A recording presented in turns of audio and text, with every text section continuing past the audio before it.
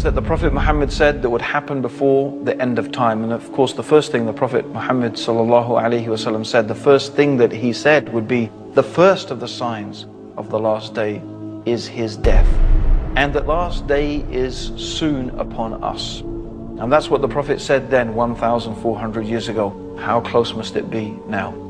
Let's look at some of the things the Prophet Muhammad, may Allah's peace and blessings be upon him, said in various narrations. First of all, the Prophet Muhammad mentioned that amongst the signs of the last day is that you would see the barefooted Bedouins compete with each other in building tall buildings.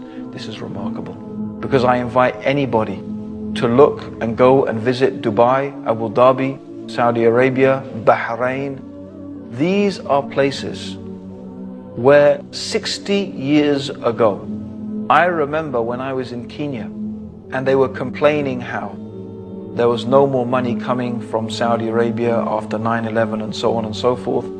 And they were saying, well, you know, 60 years ago, we used to send money to Saudi Arabia to help the orphans and the madrasas there. Now you will find the people who only 60 years ago were barefooted Bedouins competing with each other in who can build the tallest building in the world. In fact, it said there's going to be 6 of the tallest buildings in the world in Dubai in the years to come. This is something the Prophet Muhammad was predicting 1,400 years ago.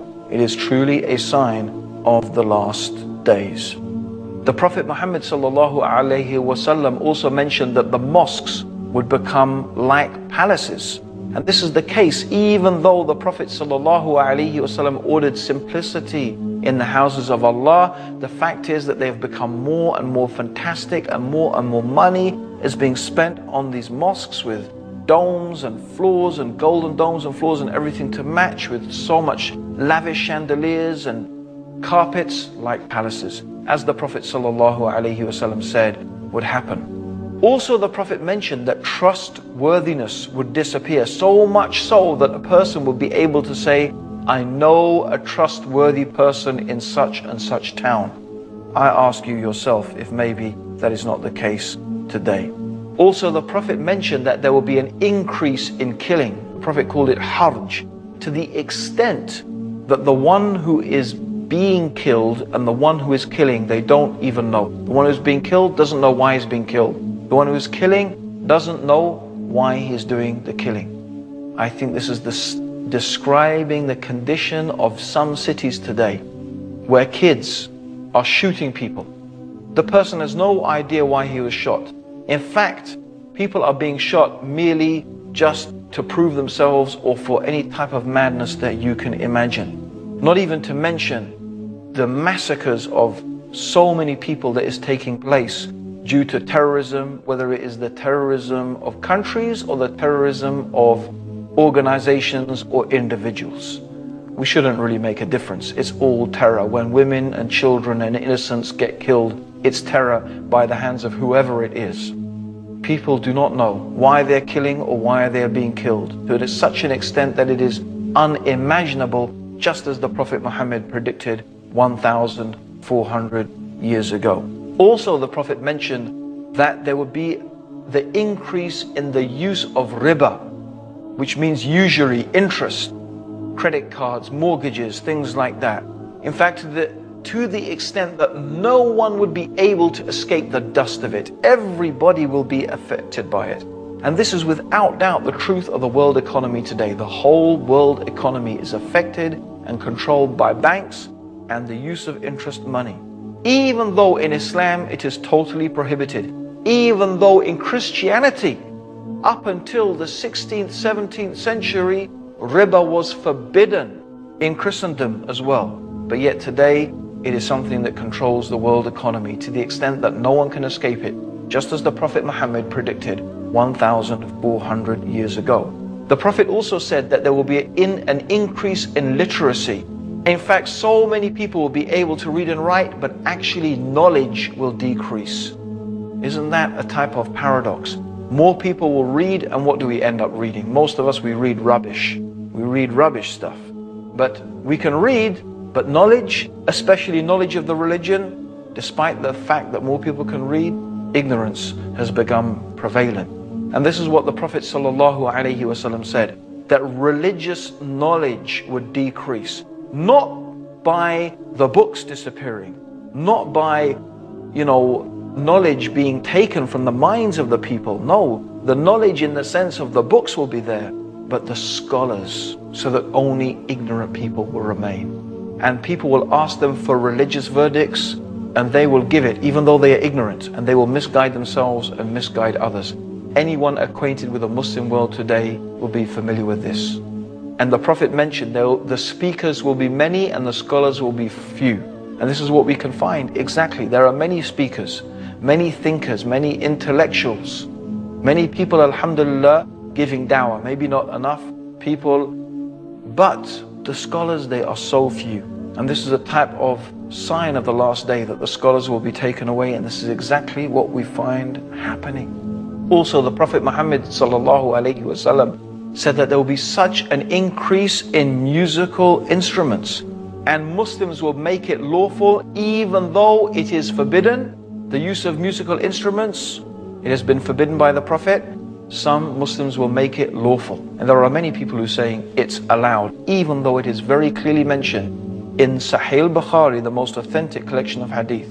And this is mentioned here. This hadith where the Prophet predicted that the people will make it lawful even though the Prophet made it unlawful, and it's come true. Just as the Prophet Muhammad, may Allah's peace and blessings be upon him, said.